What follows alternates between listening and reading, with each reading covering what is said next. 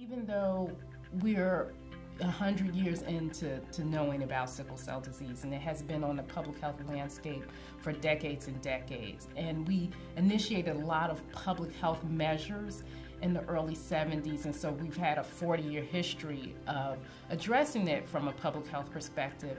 It still is an area where there are rampant disparities.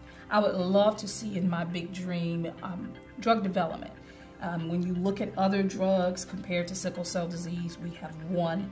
It was not intended for sickle cell disease before another disease. Treatment of sickle cell disease in terms of like a specific treatment that's going to directly impact the disease at its heart within the red blood cells is sort of limited to hydroxyurea. But we're really ever in search of the next step in terms of medication that could be added to hydroxyurea or substituted for hydroxyurea that can help people feel better on most days and keep the pain and the severe complications away.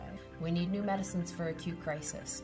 We need new medicines that we can use because they're still going to have acute crises, and we need something that's going to help prevent organ damage during those crises.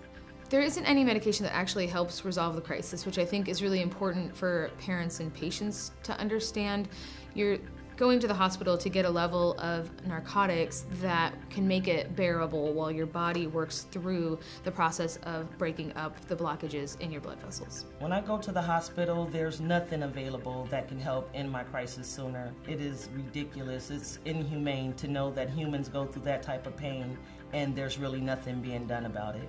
We knew that if we didn't do something to preserve his organs, to make sure that he could be the healthiest he could be, that hydroxyurea was our only option.